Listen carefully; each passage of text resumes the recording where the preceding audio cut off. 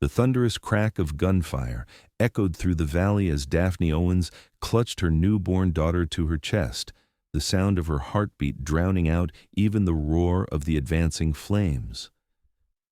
The wildfire had started mere hours ago, but already it consumed the drought-stricken Montana landscape with a ferocity that painted the afternoon sky a hellish orange.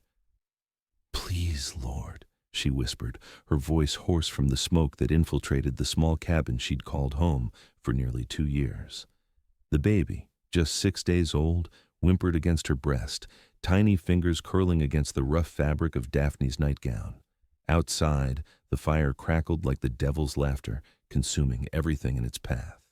Montana Territory, 1878. Daphne had come west following the death of her parents, drawn by promises of land and opportunity. Instead, she found hardship. A husband who'd left to find work in the nearby mining town 3 months ago and never returned. And now, this trapped in a burning forest with a newborn child and nowhere to run. The cabin's wooden beams groaned overhead as Daphne wrapped the baby in a damp blanket. The creek behind the cabin had dried to a trickle weeks ago in the relentless summer heat. She'd used the last of her drinking water to wet the blanket, hoping it might protect her daughter from the worst of the smoke. The sound of horses' hooves pounding the earth barely registered through the crackling of the approaching fire. Lucas Everett had been riding back to his own homestead when he spotted the plume of smoke rising from the pine forest. At 30, he'd seen his share of prairie fires, but this one moved with a viciousness that sent ice through his veins despite the scorching heat. His horse, Thunder, reared nervously beneath him as they approached the edge of the burning tree line. "Easy, boy," he murmured, patting the stallion's sweat-slicked neck. His eyes narrowed against the stinging smoke as he scanned the area, looking for any sign of life. That's when he spotted it. A small cabin, partially obscured by the dense trees, directly in the fire's path. Most folks had abandoned this area after the drought began, but clearly not everyone had gotten word. Lucas hesitated only a moment before spurring Thunder toward the cabin. The heat intensified with each yard they covered, the air becoming nearly unbreathable. He pulled his bandana over his nose and mouth, his eyes watering as he approached the structure. "Hello? Anyone in there?" he shouted, dismounting and tethering Thunder to a post far enough from the approaching flames to give the horse a chance if things went south. "Fire's coming. You need to get out now." Inside, Daphne heard the voice through the roaring in her ears. She staggered to the door, her legs weak from the recent birth and the overwhelming terror that had paralyzed her for the past hour. The wooden floor beneath her feet felt hot, and wisps of smoke curled through the cracks between the planks. "Help!" she called, her voice breaking as she pulled the door open. Through the haze of smoke, she saw him tall and broad-shouldered, a stranger with kind eyes and a determined set to his jaw. "Please, my baby." Lucas didn't hesitate. In 3 long strides, he crossed the distance between them, taking in the sight of the young woman clutching the tiny bundle to her chest. Her face was streaked with soot, her long brown hair tangled and damp with sweat, but it was the raw fear in her eyes that spurred him to action. "We need to go now," he said, glancing over his shoulder at the wall of flames advancing through the trees. "The fire's moving too fast." He looked back at her, noticing how she swayed on her feet. "Can you ride?" Daphne nodded, though in truth she wasn't certain. She hadn't been on a horse since the birth, and even before, her riding skills were modest at best. But what choice did they have? "Take the baby," she said, extending her precious bundle toward him. "Please, if something happens to me." Lucas carefully took the infant, surprised by how tiny she was. "Nothing's going to happen to either of you," he promised, though he had no right to make such guarantees. "What's your name, madam?" "Daphne. Daphne Owens," she replied, grabbing a small leather bag from beside the door. It contained what little remained of value in her life, a locket with her parents' portraits, her wedding ring, and a few dollars hidden away for emergencies. "I'm Lucas Everett. We need to move now, Miss Owens." As they stepped outside, the full fury of the fire revealed itself. The pines nearest the cabin had begun to catch, their sap-filled trunks turning them into towering torches. Sparks rained down around them, and the heat was so intense it felt like standing next to an open forge. Thunder stamped nervously, eyes rolling white with fear. Lucas handed the baby back to Daphne long enough to calm the horse, then helped her mount. The effort clearly caused her pain, and Lucas realized with growing concern that she must have given birth very recently. "Hold tight," he said, placing the baby securely back in her arms before swinging up behind her. One arm encircled her waist to keep her steady as he took the reins with his free hand. "We'll head for the river. It's our best chance." As they rode away from the cabin, Daphne couldn't help looking back. It was a simple place, little more than 4 walls and a roof, but it had been hers. She'd come here as a bride, full of hope for the future. She'd sewn curtains for the windows, planted flowers by the door. She'd given birth to her daughter on the narrow bed inside. Now, flames licked at the roof as they galloped away, and within moments, the entire structure was engulfed. Lucas felt her body tremble against his and tightened his grip slightly. "Don't look back," he said, his lips close to her ear so she could hear him over the fire's roar. "Just hold on to your child." They rode hard through the burning forest, thunder navigating around fallen logs and patches of flame with the sure-footedness that had made Lucas choose him years ago. The smoke grew thicker, and Lucas found himself hunching over Daphne and the baby, trying to shield them as best he could. A massive pine, its trunk nearly consumed by fire, groaned and began to fall directly in their path. Lucas yanked the reins, forcing Thunder to swerve sharply to avoid being crushed. The horse's sudden movement nearly unseated Daphne, and she cried out, clutching her baby tighter to her chest. "I've got you," Lucas assured her, his arm like iron around her waist. "We're almost through the worst of it." But he knew that wasn't true. The fire had spread faster than he'd anticipated, circling around them so that now flames rose on all sides. The heat was unbearable, the air barely breathable despite the bandanas they'd tied over their faces. Thunder suddenly reared, nearly throwing both riders, as a burning branch crashed down just inches from his front hooves. Lucas fought to control the panicked animal, acutely aware of the precious cargo they carried. "There!" Daphne shouted, pointing toward what appeared to be a break in the wall of flames. "Look!" Lucas didn't question their luck. He guided Thunder toward the opening, feeling the horse's powerful muscles bunch beneath them as he galloped toward what might be their only chance. The flames rose higher than the tallest pines as they raced through the narrow corridor of temporarily clear ground, the heat so intense that Lucas feared their clothing might ignite from proximity alone. They burst through the other side, and Lucas felt a moment of relief before realizing they weren't yet safe. The fire continued to spread, consuming everything in its path. The river was still at least 2 miles ahead. "Lucas!" Daphne's voice was faint with exhaustion and fear. "The baby." He glanced down at the bundle in her arms. The infant's face was red, her tiny chest heaving as she struggled to breathe in the smoke-filled air. "Give her to me," he said, making a split-second decision, "and hold tight to the saddle horn." Without waiting for her response, he took the baby in one arm, cradling her against his chest and turning her face inward toward his body, where his shirt might filter some of the smoke. With Daphne clinging to the saddle and his free arms securing her, he urged Thunder to an even faster pace. "Come on, boy," he urged, feeling the horse's labored breathing. "Just a little further." The next mile passed in a blur of heat, smoke, and the thundering of hooves. Lucas concentrated on keeping them moving forward, away from the worst of the fire, toward the safety of the river. Daphne's strength was clearly fading, but she held on with a determination that spoke of a woman who'd already endured far more than her fair share of hardship.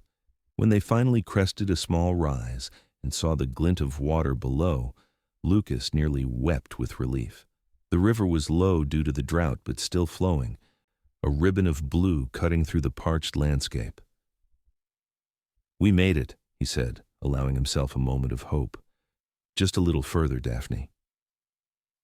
They reached the riverbank and Lucas slid from the saddle first, carefully passing the baby back to Daphne before helping her down. Her legs buckled as soon as her feet touched the ground, and Lucas caught her, supporting both her and the child.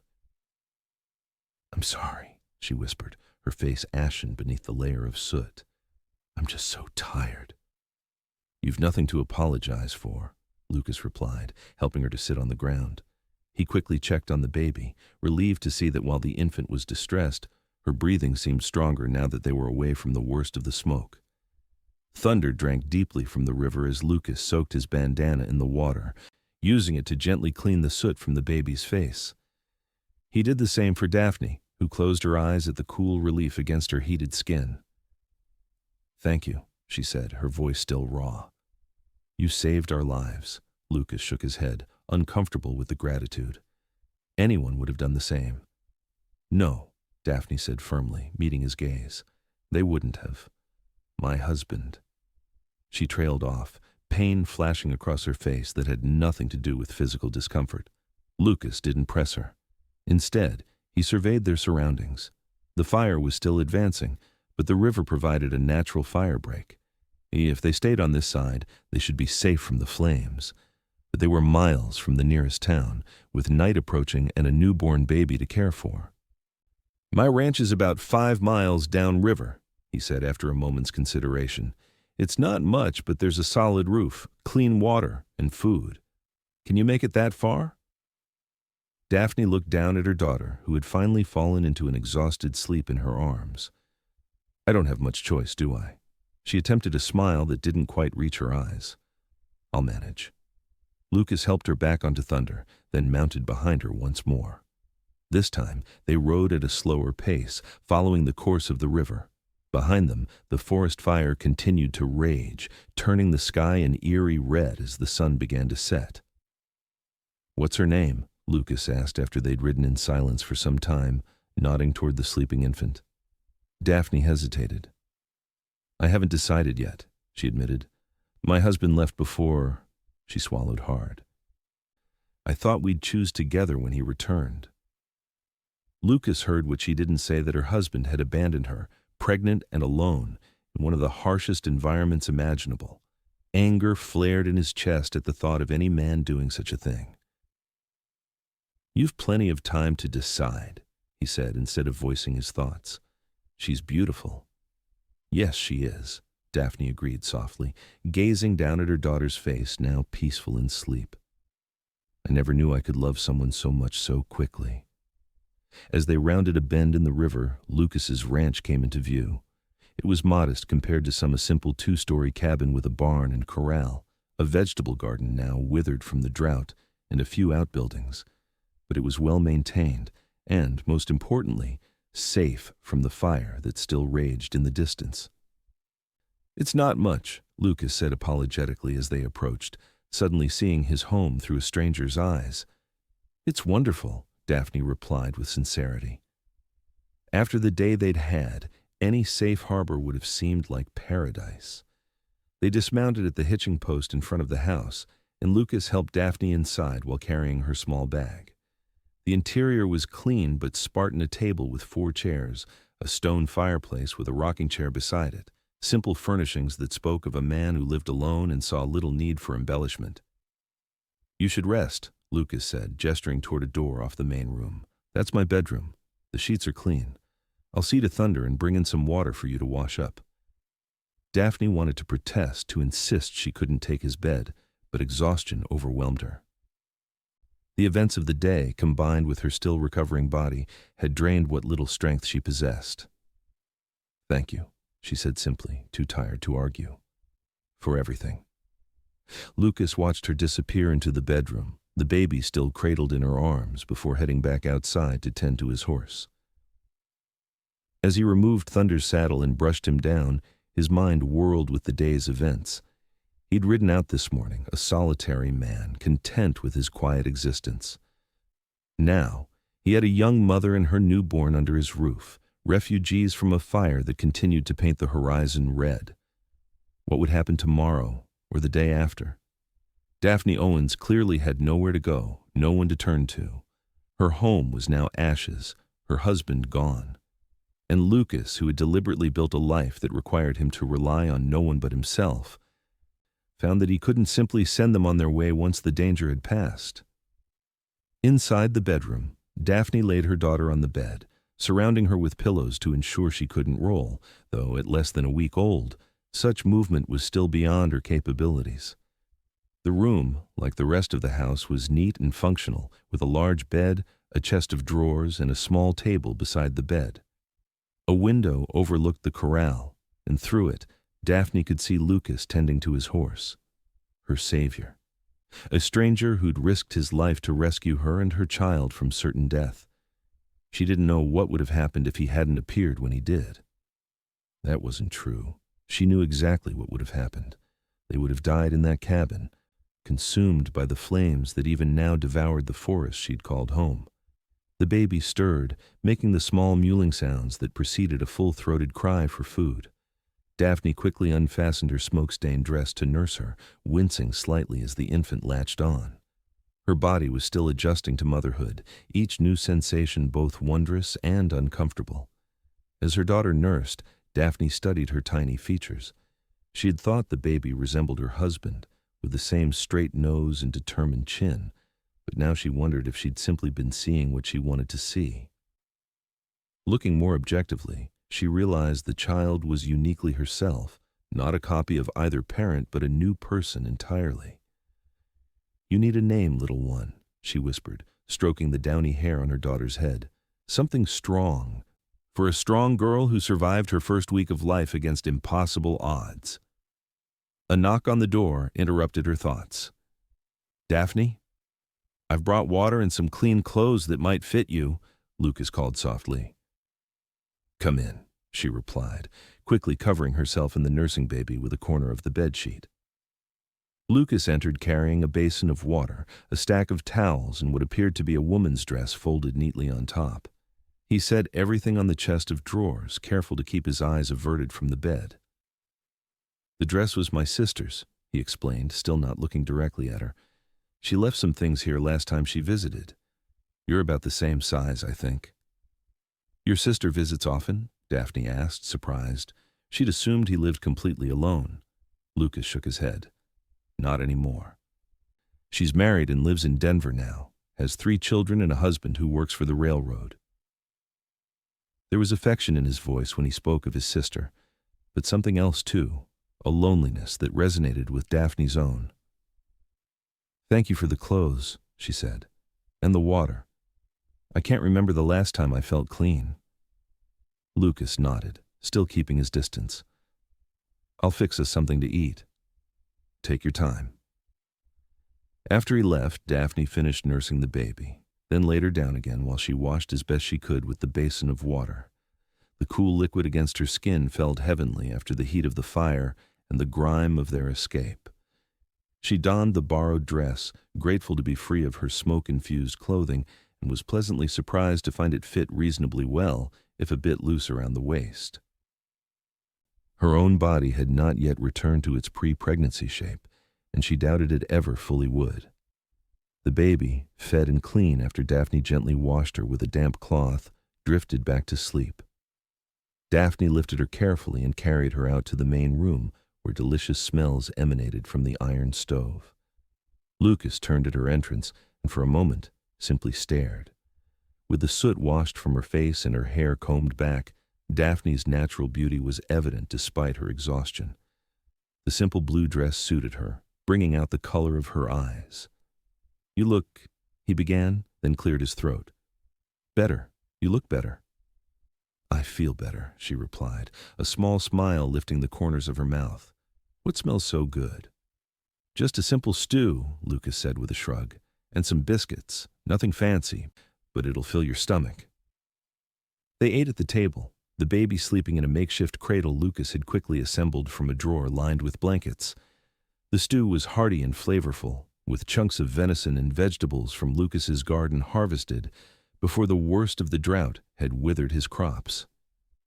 "How long have you lived here?" Daphne asked between bites, realizing she knew almost nothing about the man who had saved her life.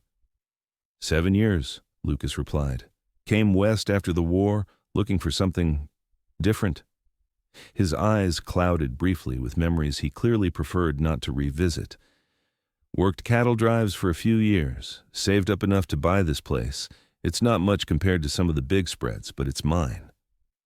You fought in the war? Daphne asked, calculating quickly in her head. He would have been very young when the conflict began. Lucas nodded. Enlisted in '64, when I was 17. Saw the end of it, at least. He changed the subject abruptly. What brought you out here, if you don't mind my asking? It's a hard life for anyone, especially a woman alone. Daphne set down her spoon. Her appetite suddenly diminished. I wasn't alone, not at first. I married Daniel Owens in St. Louis 3 years ago.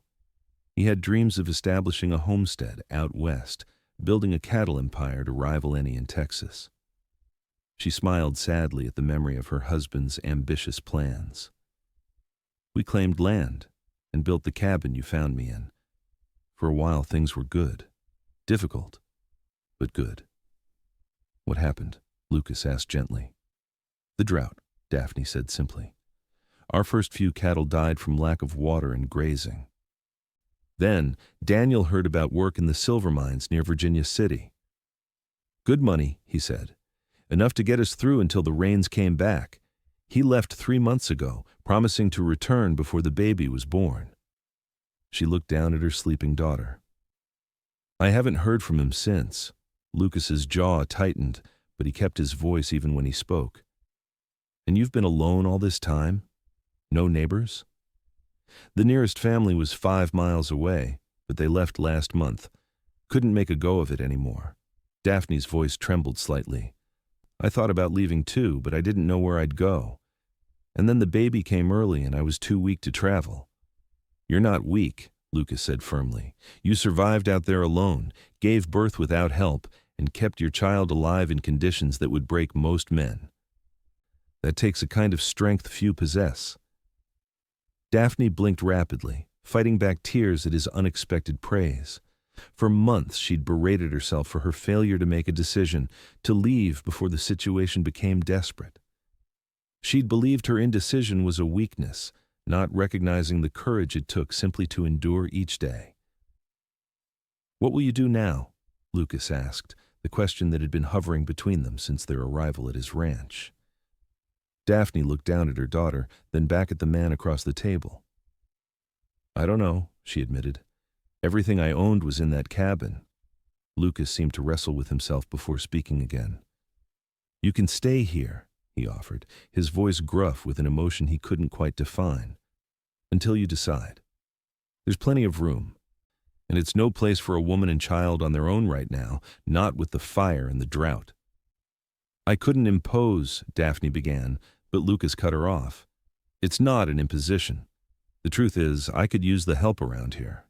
Things have been difficult since my ranch hand left for California last spring. And with winter coming, an extra pair of hands would be welcome. He was offering her a way to accept his help without feeling like charity, and Daphne recognized and appreciated the gesture. Thank you, she said simply. We'll stay at least until I figure out what comes next. Outside, the sky had darkened, the orange glow of the distant fire still visible through the window. The day's events seemed almost unreal now, sitting in this warm kitchen with a full stomach, and her child sleeping peacefully nearby. Yet Daphne knew that everything had changed in those terrifying hours. Her old life was gone, consumed by the flames that had nearly claimed her as well. But as she looked at Lucas Everett, this quiet, strong man who had walked through fire to save a woman and child, he didn't know she felt something unfamiliar stir within her. Not hope, exactly, but perhaps the first stirrings of possibility. In the days that followed, they established a routine of sorts. Lucas insisted Daphne continue to use his bedroom while he slept on a pallet in the main room. Each morning, he rose before dawn to tend to his cattle, a small herd of about 30 head that had survived the drought thanks to the creek that ran through his property. Daphne, after nursing the baby, prepared breakfast, finding an unexpected satisfaction in caring for someone who had done so much for her. The fire that had destroyed her home burned itself out after 3 days, leaving a blackened scar across the landscape. Lucas rode out to survey the damage and returned with grim news. Nothing remained of Daphne's cabin but ash and the stone chimney, standing like a solitary sentinel over the ruins. "I'm sorry," he said, finding her rocking on the porch with the baby in her arms. "There's nothing left to salvage," Daphne nodded, having already accepted this reality. "I've been thinking about names," she said, changing the subject, "for the baby." Lucas leaned against the porch railing, his expression softening as he looked at the infant. "Any favorites?" "I'm considering Emma," Daphne said, looking down at her daughter. "It was my mother's name. And Faith for her middle name." "Emma Faith Owens," Lucas said, testing the name. "It's beautiful, strong, like her mother." Daphne flushed at the compliment, still unused to his quiet praise. "Do you really think I'm strong? Most days I feel like I'm barely holding together." Lucas studied her for a moment, his eyes serious. "There are different kinds of strength, Daphne. Some men can lift a calf over their shoulders, but crumble at the first sign of hardship. You've faced losing everything: your home, your husband, nearly your life and your child's, and yet here you are, planning for the future instead of being crushed by the past. That's real strength." Their conversation was interrupted by the arrival of a rider, Sheriff Thomas Ward, from the nearest town of Pine Creek, 15 miles away. The lawman dismounted, tipping his hat to Daphne before addressing Lucas. "Everett," he greeted, his expression grave. "Heard about the fire. Been checking on folks out this way to make sure everyone's accounted for." His eyes flickered to Daphne and the baby with obvious curiosity. Lucas made the introductions, explaining briefly how he'd found Daphne and Emma during the fire. Sheriff Ward's weathered face showed concern as he absorbed the story. "Mrs. Owens, I'm mighty glad Lucas found you when he did. That fire was one of the worst I've seen in these parts." He hesitated, clearly weighing his next words. "I hate to be the bearer of bad news, especially after what you've been through, but I think you should know. Your husband, Daniel Owens." Daphne's heart stuttered in her chest. "Yes? Have you heard from him?" The sheriff removed his hat, holding it respectfully in front of him. "Madam, there was an incident at the Silver Peak mine about 2 months back. Cave-in. 3 men were lost. I'm afraid Daniel was one of them." The world seemed to tilt beneath Daphne's feet. She clutched Emma tighter to her chest, the baby squirming at the sudden pressure. "Are you certain?" she asked, her voice barely audible. "There's no mistake." "No mistake, madam. I identified the body myself, found letters from you in his pocket. I would have come to notify you, but honestly, I didn't know exactly where your homestead was located." The sheriff looked genuinely remorseful. "I'm truly sorry for your loss." Lucas moved to Daphne's side, steadying her with a gentle hand on her arm. "Thank you for bringing word, Thomas," he said to the sheriff, his voice even despite the anger he felt. Not at the news itself, but at the thought that if not for the fire, Daphne might never have known what happened to her husband. She might have waited months, years even, for a man who would never return. After the sheriff departed, promising to send the few personal effects of Daniel's that had been recovered, Daphne sat motionless on the porch, Emma sleeping against her chest. Lucas gave her space, understanding that she needed time to process this new grief atop everything else. When he brought her a cup of coffee an hour later, he found her dry-eyed and composed, though pale. "I'm a widow," she said as he sat beside her. "It doesn't feel real." "I'm sorry, Daphne," Lucas said, meaning it despite his complicated feelings about a man who had left his pregnant wife alone in the wilderness. "The strangest part," Daphne continued, "is that I've been mourning him for months already. I think, deep down, I knew he wasn't coming back." She looked down at Emma, her expression softening. "At least now I know, and Emma and we can move forward." "You'll stay here," Lucas said, making it more of a statement than a question. "As long as you need." Daphne nodded, grateful beyond words for his steadfast presence in this storm of upheaval. "Thank you." As summer gave way to autumn, Daphne and Emma became an integral part of Lucas's life. The baby thrived, growing stronger each day, her curious eyes taking in the world around her. Daphne gradually took on more responsibilities around the ranch, cooking, mending, tending the kitchen garden that she'd coaxed back to life with careful watering from the creek. For Lucas, who had lived alone for so long, the presence of a woman and child in his home was both unsettling and deeply satisfying. He found himself looking forward to returning to the house after a day's work, to the smell of cooking and the sound of Daphne's voice as she sang softly to Emma. He built a proper cradle for the baby, carving her name into the headboard with painstaking care. The first significant rainfall came in early October, a gentle soaking that lasted 2 days and brought a hint of green back to the parched land. Lucas and Daphne stood together on the porch, watching the rain with matching expressions of relief. "It's beautiful," Daphne said, holding Emma up so the baby could feel a few raindrops on her chubby hands. "I'd almost forgotten what it looks like."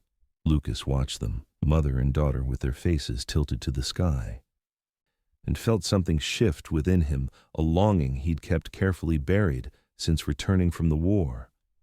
The belief that he didn't deserve happiness, a family, love, it began to crumble as he looked at Daphne, her joy in the simple miracle of rain transforming her face into something so beautiful it made his chest ache. That night, after Daphne had put Emma to bed in what had once been Lucas's spare room but was now the baby's nursery, they sat together by the fire. Lucas had splurged on a bottle of whiskey in town that day, celebrating the rain that might finally break the drought that had devastated the territory. "To better days ahead," he said, raising his glass to Daphne, who sipped from her own with the caution of someone unaccustomed to strong spirits. "Better days," she echoed, the firelight catching in her hair and turning it to burnished gold. She'd filled out in the weeks since the fire, regaining the curves that pregnancy and hardship had stripped from her. The borrowed dresses of Lucas's sister now fit her perfectly. "Daphne," Lucas began, then hesitated, unsure how to express what he wanted to say.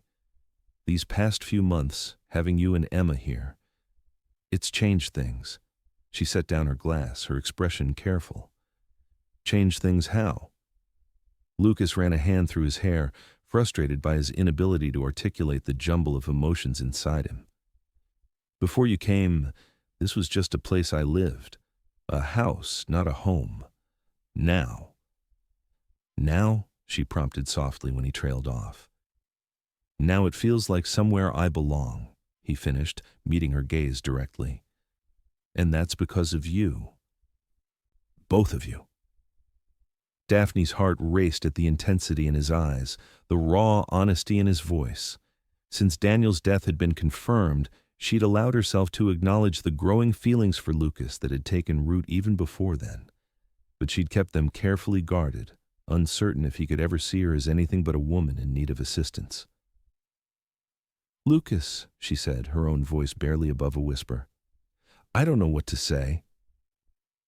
"You don't have to say anything," he assured her quickly. "I'm not asking for anything. I just wanted you to know that you've made a difference here, that you and Emma are welcome. More than welcome." Daphne set her glass aside and moved to sit beside him on the sofa, close enough that their shoulders touched. "When the fire came," she said slowly, choosing her words with care, "I thought it was the end of everything, but now I'm starting to think it might have been a beginning." Lucas turned to face her, their knees brushing. "Daphne, I know it's too soon. I know you're still grieving, still finding your way. But I need you to know that if you decide to stay, not just for now, but permanently, I would be the happiest man in Montana territory." Daphne felt tears welling in her eyes, but they weren't tears of grief or fear.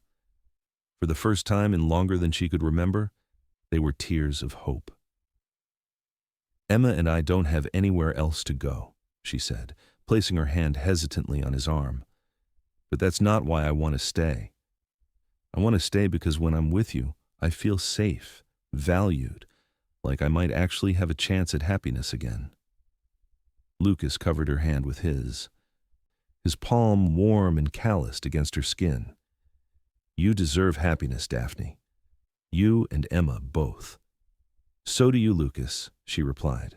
After everything you've done for us, everything you've sacrificed. I haven't sacrificed anything, he interrupted. Having you here, watching Emma grow, hearing you sing in the kitchen, these aren't sacrifices.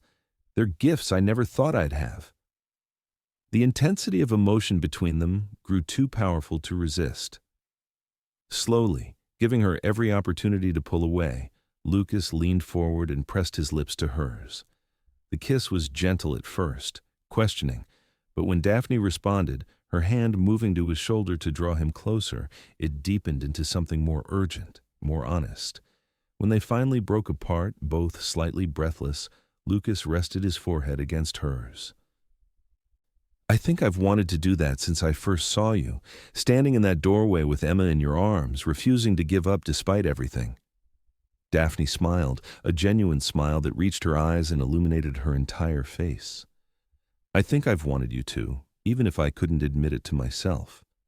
As autumn progressed toward winter, their relationship deepened alongside their practical partnership in running the ranch. Lucas taught Daphne to ride properly, lessons that often ended with laughter and stolen kisses when she deliberately made mistakes to prolong their time together.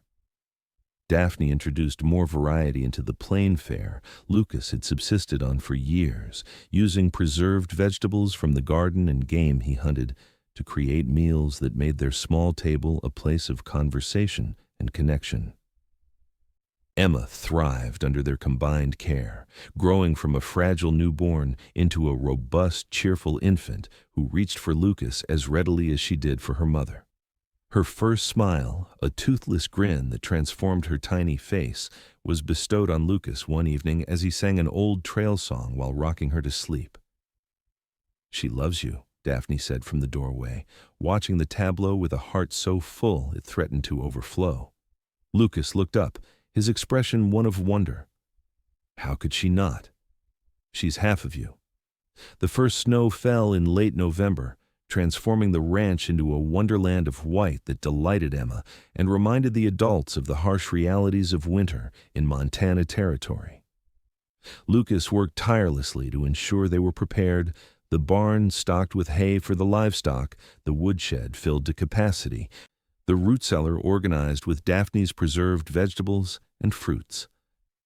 On the night of the first real blizzard, with the wind howling around the eaves and snow piling against the windows, they sat before the fireplace on a blanket, Emma between them, practicing her newly acquired skill of rolling over. We should get married, Lucas said suddenly, the words emerging before he'd fully formed the thought in his mind. Daphne looked up, startled by the abruptness of the proposal. Lucas. He flushed, realizing too late that this wasn't the romantic gesture he'd intended. I'm sorry, that came out wrong. What I meant was... He paused, gathering his thoughts. Daphne Owens, I love you. I love Emma as if she were my own flesh and blood. I want us to be a family, not just in our hearts, but in the eyes of the law and God, too. Will you marry me? Emma chose that moment to successfully roll from her back to her stomach, gurgling with delight at her achievement. Daphne and Lucas both laughed, the tension broken by the baby's perfect timing. Yes, Daphne said when their laughter subsided, her eyes shining with tears and firelight. Yes, I'll marry you, Lucas Everett. He pulled her into his arms, careful not to disturb Emma, who was now contentedly chewing on her fist. I don't have a ring yet, he admitted against her hair. But I promise. I don't need a ring, Daphne interrupted, drawing back to look into his eyes. I just need you. You and Emma, that's all the treasure I require. They were married 2 weeks before Christmas, in the small church in Pine Creek. The town had turned out in force for the occasion, curious about the young widow and her baby who had captured the heart of Lucas Everett, a man many had considered permanently wedded to his solitary existence. Sheriff Ward stood as Lucas's best man, while the wife of the general store owner, who had befriended Daphne during her infrequent trips to town, held Emma during the ceremony. The baby, now nearly 6 months old, was dressed in a christening gown that had belonged to Lucas's sister, her dark curls crowned with a tiny wreath of winter berries. Daphne wore a simple dress of deep blue, ordered specially from Denver with money Lucas had insisted on providing. A bride should feel beautiful on her wedding day, he had said when she protested the expense. Standing before the altar, looking at the man who had walked through fire to save her and her child, who had opened not just his home but his heart to them, Daphne felt more than beautiful. She felt blessed beyond measure. The minister, a kindly older man who had seen his share of tragedy and triumph in the harsh frontier environment, spoke words of hope and commitment that resonated deeply with the couple before him. When Lucas slid a simple gold band onto Daphne's finger, purchased in secret during his last trip to town, she felt the last fragments of her old life fall away, replaced by the promise of something stronger, deeper, and infinitely more precious. "I now pronounce you man and wife," the minister declared, and as Lucas kissed her, Daphne felt a sense of homecoming that had nothing to do with physical shelter and everything to do with the heart. The small reception that followed at the town's only hotel was a joyous affair, with food and drink flowing freely despite the ongoing hardships many faced after the drought and fires. Lucas and Daphne accepted congratulations from neighbors and townspeople, many of whom Daphne was meeting for the first time. "You've changed him," Sheriff Ward said to Daphne when Lucas stepped away to retrieve Emma from her temporary caretaker. "Never seen him smile so much in all the years I've known him." "He's changed me, too," Daphne replied honestly, "given me reasons to smile again when I thought I'd forgotten how." Later, as they drove home in Lucas's wagon, Emma sleeping peacefully in her mother's arms despite the cold and the motion, Daphne looked up at the stars scattered across the velvet black sky. "Thank you," she said softly. Lucas glanced at her, his breath forming clouds in the frigid air. "For what?" "For finding us that day, for walking through fire to save us." She leaned against his shoulder, seeking his warmth. "For giving us a home and a future when we had none." Lucas wrapped his arm around her, pulling her and Emma closer against the December chill. "You saved me too, Daphne. I just didn't know I needed saving until you came along." Their first Christmas as a family was simple but heartfelt.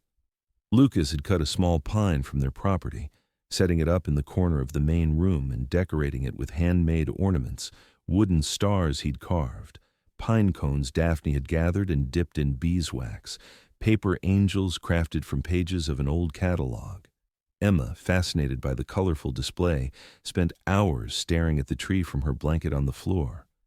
On Christmas morning, they exchanged modest gifts: a new hat for Lucas, knitted by Daphne during the long evenings before the fire, a silver locket for Daphne containing a tiny portrait of Emma that Lucas had commissioned from a traveling photographer who passed through Pine Creek, and for Emma, a stuffed horse made from scraps of fabric with real horsehair for its mane and tail. But the most significant gift came after their simple Christmas dinner, as they sat together watching the snow fall outside the window. "I have something for you," Lucas said, reaching into his pocket. "Something I've been saving for the right moment." He handed Daphne a folded document, watching her face intently as she opened it. It took her a moment to understand what she was looking at: legal papers, official-looking, with several signatures and a seal. "Lucas, what is this?" she asked, scanning the dense text. "It's adoption papers," he explained, his voice thick with emotion. "For Emma. If you agree, I want to legally become her father." He hurried on, suddenly nervous. "I know she has the father, and I would never try to replace his memory. But I love her, Daphne. I love her as if she were my own." Daphne looked from the papers to her husband's face, seeing the vulnerability there, the fear of overstepping. "Oh, Lucas," she whispered, tears spilling down her cheeks. "Nothing would make me happier than for Emma to have you as her father." Relief and joy transformed his features. "Really? You're certain?" "More certain than I've ever been about anything," Daphne assured him, setting the papers aside to take his hands in hers. "Emma Faith Everett. It sounds perfect."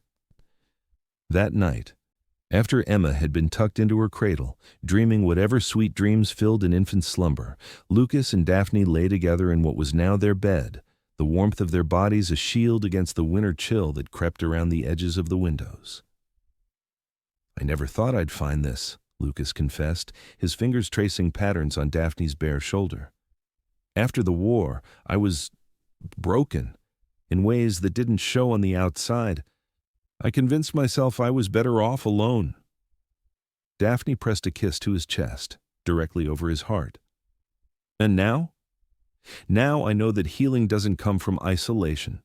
It comes from loving someone enough to be vulnerable again, from building something that matters." He tipped her face up to his. "From walking through fire, if that's what it takes to find your way home." Winter gradually released its grip on the land, snowmelt feeding the streams and creeks that had run dry during the previous summer's drought. The ranch came alive with the promise of spring new calves in the pasture, green shoots in Daphne's expanded garden, wildflowers dotting the hillsides that had been blackened by fire mere months before. Emma, now approaching her first birthday, took her first tentative steps across the kitchen floor one sunny April morning, launching herself from Lucas's knees toward Daphne's outstretched arms. Her delighted squeal as she accomplished the short journey brought tears to both adults' eyes. "She's fearless," Lucas said proudly, watching as Emma immediately demanded to be set down so she could try again. "Like her father," Daphne replied, meeting his gaze with a smile that conveyed her meaning perfectly. In her heart and mind, and increasingly in Emma's developing awareness, Lucas was her father in every way that mattered. The formal adoption was finalized in late spring, the same week that Lucas and his newly hired ranch hands branded that year's calves. The small herd was growing, bolstered by Lucas's careful management and the return of normal rainfall patterns. The ranch, once just a place of solitary work for a man running from his past, had become a thriving home, filled with purpose and hope for the future. On the anniversary of the fire that had brought them together, Lucas took Daphne and Emma on a picnic to a hillside overlooking the valley. The burned forest was recovering, new growth pushing through the ash, nature's resilience on full display. "It's hard to believe it's been a year," Daphne said, watching Emma toddle after a butterfly, her dark curls bouncing with each determined step. "Sometimes it feels like we've always been together, and other times it seems impossible that so much could change in just 12 months. Lucas nodded, his arm around her shoulders as they sat on the blanket he'd spread beneath a young aspen tree. "I rode out that day looking for strays," he recalled, "never imagining I'd find my entire future instead." Daphne leaned against him, grateful beyond words for the life they'd built together.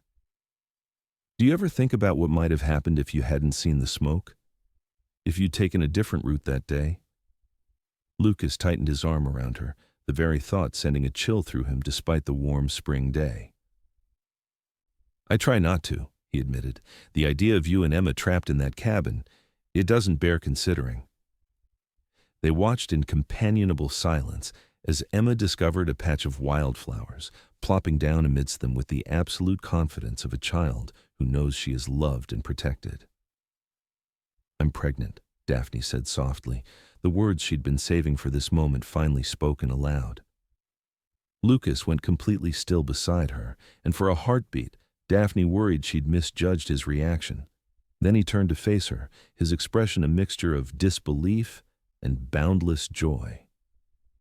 "You're certain?" he asked, his voice barely above a whisper. Daphne nodded, her own smile growing as his happiness registered. "Dr. Wilson confirmed it yesterday when I went to town for supplies. About 3 months along, he thinks. The baby should arrive in late autumn." Lucas pulled her into his arms, holding her as if she were the most precious thing in the world, which, to him, she was. "A baby," he murmured against her hair. "Our baby." "Emma's little brother or sister," Daphne added, watching as their daughter abandoned the flowers to return to them, her face alight with the simple joy of being exactly where she belonged.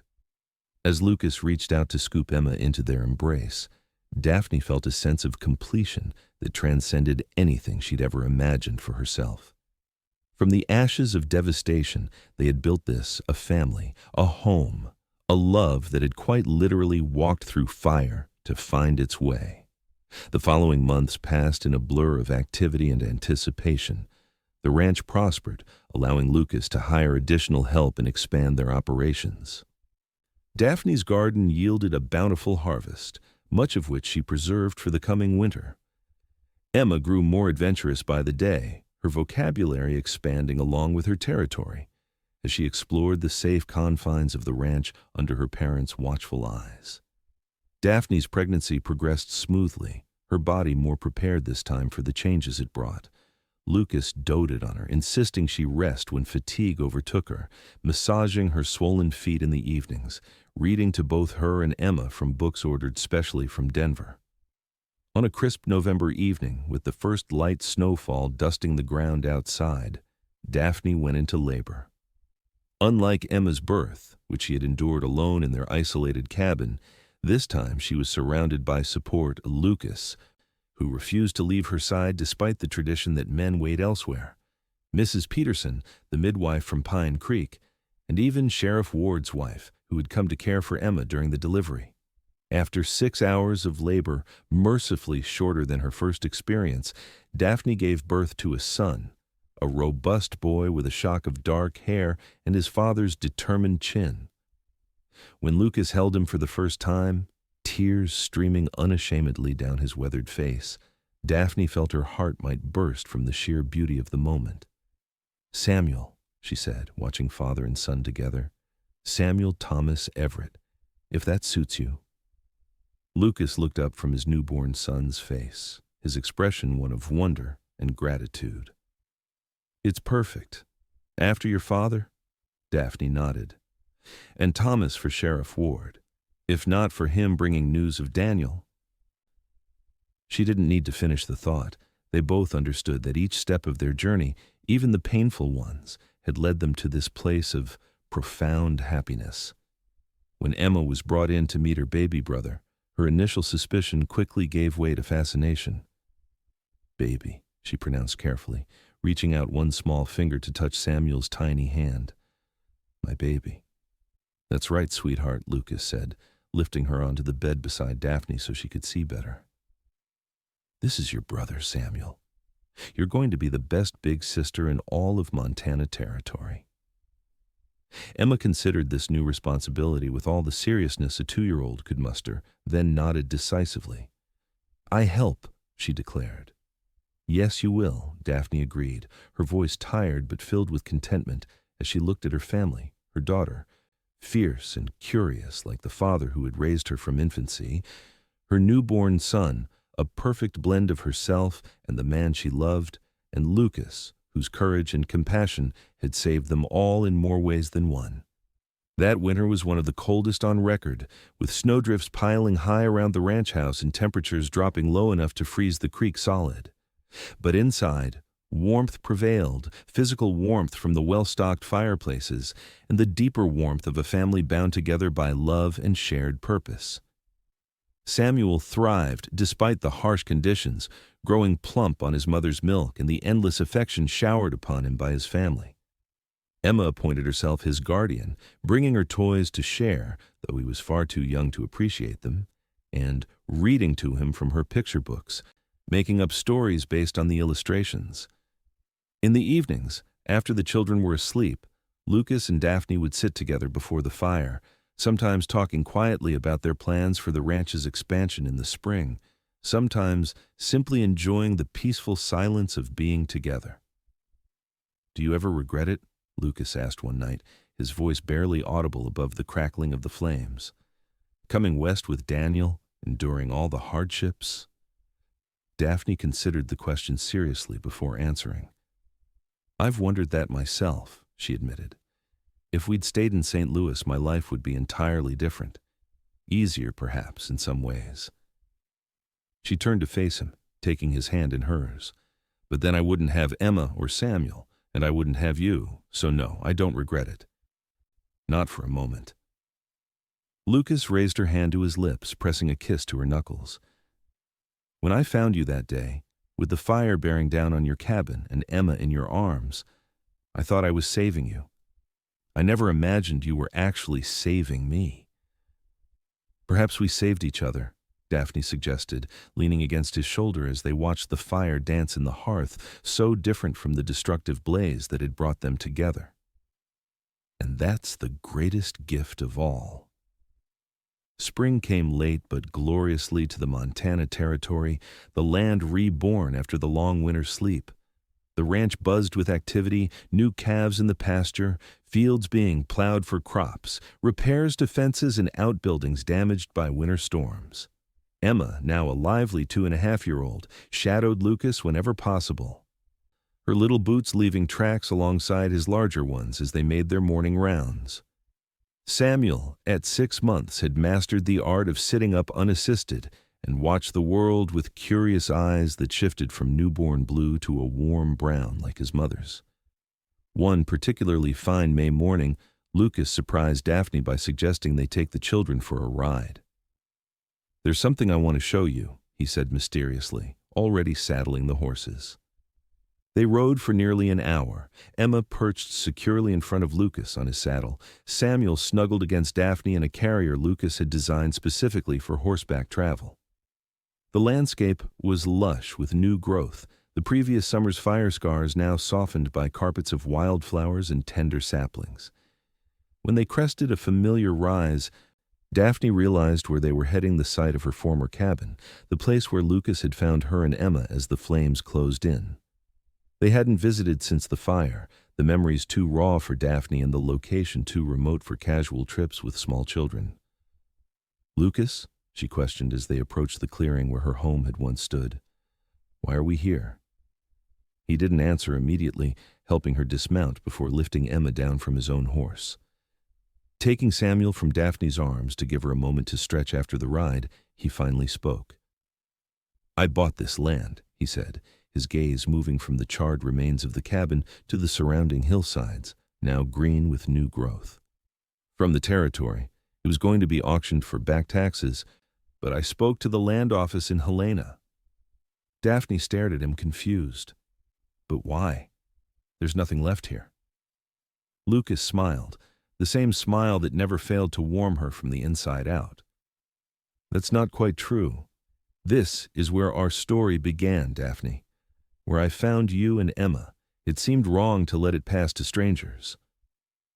Understanding dawned gradually as Daphne took in the cleared area beside the cabin ruins, where the foundation for a new structure had already been laid. "I'm building a new cabin," Lucas continued, anticipating her questions. "Nothing fancy, just a simple place where we can stay during the summer months when we bring the cattle to these higher pastures for grazing. And someday, when Emma and Samuel are grown, perhaps one of them will want to build a life here." Tears filled Daphne's eyes at the thoughtfulness of his gesture, the way he honored not just their beginning, but the future they were building together. "It's perfect," she said, her voice catching. "Absolutely perfect." Emma, released from her father's hold, darted around the clearing, delighting in the freedom to explore. Samuel, secure in Lucas's arms, watched his sister with the adoration that had characterized their relationship from the start. As Daphne surveyed the scene, her husband and children in this place of both tragedy and rebirth, she felt a profound sense of having come full circle. The flames that had nearly claimed their lives had instead forged something unbreakable between them, a bond strengthened by shared adversity and mutual choice. "I love you, Lucas Everett," she said, moving to stand beside him and their son, "for the man you were when you walked through fire to save us, and for the man you are every day since." Lucas wrapped his free arm around her waist, drawing her against his side as they watched Emma discover a patch of wildflowers growing from soil enriched by the fire's ash. "And I love you, Daphne Everett, for the woman who faced the flames with courage, and for the wife and mother who brings light to every corner of our lives." As the Montana sun warmed the earth around them, the family stood together on ground that had once known destruction, but now promised new beginnings. The past would always be a part of their story, the fire, the loss, the desperate rescue. but it was the future they built from those ashes that defined them. In the years that followed, that future unfolded with all the expected joys and sorrows of frontier life. The ranch prospered under their combined stewardship, growing into one of the most respected operations in the territory. Emma and Samuel were joined by a sister, Lillian Grace, born on a summer night with a full moon illuminating the bedroom window. The summer cabin Lucas built on Daphne's former homestead became a beloved retreat for the family, a place where the children learned to fish in the creek that eventually returned to its former strength, where they gathered wildflowers and berries, where they heard the story of how their parents found each other, a tale that grew more romantic with each telling, though the essential truth remained unchanged.